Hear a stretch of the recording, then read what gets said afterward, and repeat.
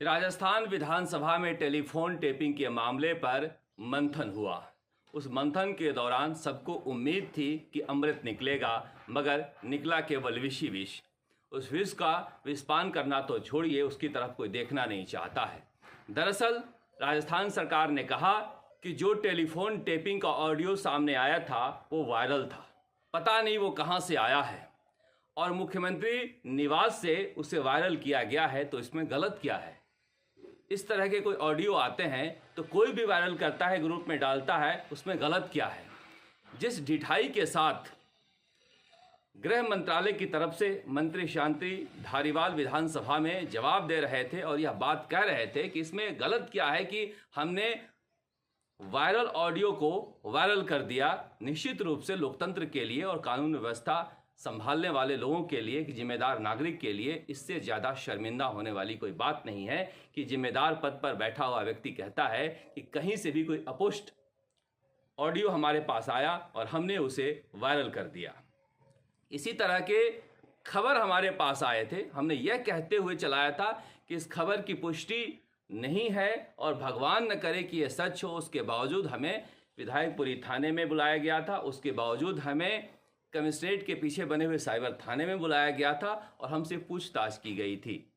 काश इस तरह के पूछताछ मुख्यमंत्री अशोक गहलोत से भी किया जाता कि आखिर यह वायरल ऑडियो उनके पास आया कहां से था, क्योंकि कानून की नज़र में सब बराबर होते हैं। अब बड़ा सवाल यह उठता है कि पहली बार ऐसा हो रहा है, किसी वायरल ऑडियो को लेकर सूबे का मुख्यमंत्री इतना आश्वस्त है कि वह कहता है कि अगर यह टेप सच नहीं होगा तो हम राजनीति छोड़ देंगे।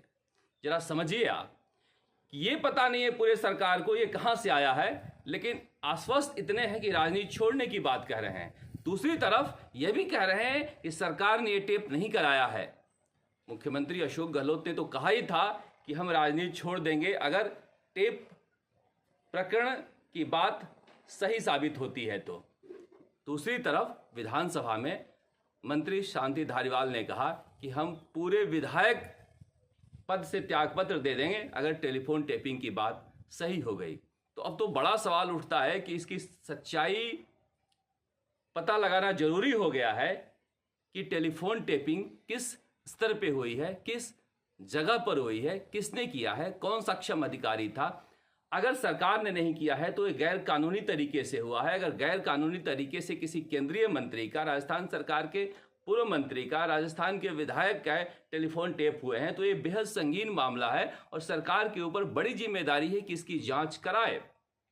दूसरी तरफ अगर मान लिया जाए कि मुख्यमंत्री अशोक गहलोत बताना नहीं चाहते हैं और अपनी सरकार बचाने के लिए उन्होंने ये टेप कराया भी, तो मान लिया जाए तो कायदे से नियम बनता है कि आप इसे कोर्ट के समक्ष रखते।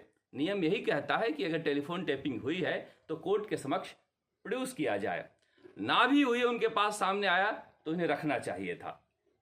मगर पुलिस के पास यह टेप आने से पहले अगर किसी नेता के निवास पर, मुख्यमंत्री के निवास पर यह टेप पहुंच जाता है तो निश्चित रूप से एक बड़ा अपराध है।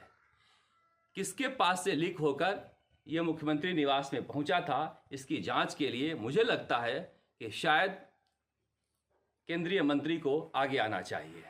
और ऐसा कहा जा रहा है कि बीजेपी यह मूड बना रही है कि इस पूरे मामले की जांच के लिए सीबीआई या किसी सक्षम अधिकारी को लिखा जाए, क्योंकि इस तरह का एक बेहद गंभीर मामला है कि एक केंद्रीय मंत्री का टेलीफोन टेप होता है और सरकार कहती है कि हम नहीं जानते हैं, पुलिस के पास वह टेप पहुंचती नहीं है और मुख्यमंत्री निवास में पहुंच जाती है, वहां से ऑडियो रिलीज कर दिया जाता है और उसकी जांच अब तक नहीं हुई है। अब ये कह रहे हैं कि वो वायस सैंपल दे तो हम जांच करें, जबकि केंद्रीय मंत्री कह रहे हैं कि ये डॉक्टर ऑडियो है, इसमें छेड़छाड़ की गई है, मेरी आवाज़ नहीं है। पूर्व मंत्री विश्वेंद्र सिंह कह रहे हैं कि मेरी आवाज़ नहीं है, भंवरलाल शर्मा कह रहे हैं मेरी आवाज़ नहीं है। जब सब कह रहे हैं मेरी आवाज़ नहीं है तो ये ज़रूरी हो जाता है पता लगाना कि क्या ये ऑडियो टेप फर्जी है या असली है। जांच तो तभी होगी जब ये पता चल जाए कि ऑडियो टेप फर्जी है या असली है।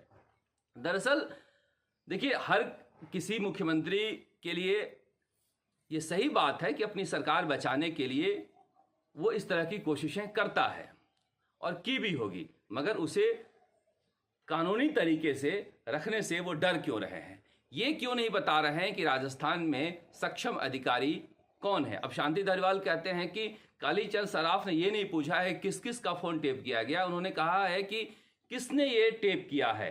उन्होंने कहा कि गृह सचिव ने टेप किया है, जबकि नियम के मुताबिक गृह मंत्रालय का सबसे बड़ा अधिकारी टेलीफोन टेपिंग की इजाज़त देता है। राजस्थान में बहुत सारे गृह सचिव हैं, तो किस गृह सचिव ने किसके कहने पर ये इजाज़त दी थी? दूसरी तरफ उन्होंने कहा कि विजय पॉल एक कांस्टेबल है, उसे पता लगा था कि बांसवाड़ा में बड़ी संख्या में विस्फोटक और हथियार आ रहे हैं। पहली बात तो किसी के गले ये बात नहीं उतरती है कि बांसवाड़ा जैसे शांत इलाके में, जहाँ पर कि राजस्थान के दूसरे हिस्से की वनस्पति कानून व्यवस्था की भी बड़ी समस्या नहीं है, और बड़ी संख्या में हथियार और गोला बारूद विस्फोटक कहाँ से आ रहे थे? अगर वो आ रहे थे असल में, तो उस जांच का क्या हुआ? कहाँ से वो सूचना मिली थी और वो हथियार आए नहीं आए, कौन पहुंचा रहा था, इसका उल्लेख तो है नहीं। बस दो लोग बात कर रहे हैं कि ऐसे ऐसे हो सकता है कि सचिन पायलट मुख्यमंत्री बन जाएं, और इसी बात को कॉन्स्पिरेसी मानकर उन्हें गिरफ्तार कर लिया गया था। तो इस तरह की मनोहर कहानियां जो बनाई है सरकार ने। गुलाब चंद कटारिया नेता प्रतिपक्ष कह रहे हैं कि गांधीवाद का, गांधी जी का मुखौटा पहनकर घूमने वाले लोगों का मुखौटा उतर गया है। देखिए, वो कह रहे हैं कि प्रधानमंत्री नरेंद्र मोदी ने भी टेलीफोन टेपिंग कराए थे। अगर कराए थे तो कांग्रेस पार्टी की जिम्मेदारी बनती है इसके मामले को उठाए।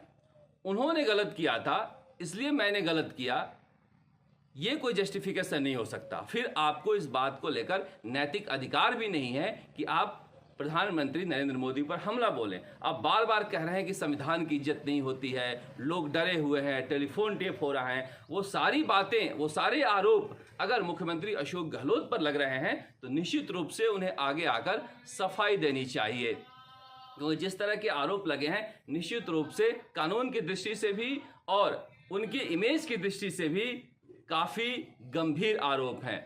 और ऐसा कहा जा रहा है कि बीजेपी अब इस मामले में पीछे हटने वाली नहीं है। बहुत जल्द बीजेपी इस मामले के खुलासे के लिए अपना अगला कदम उठाने जा रही है।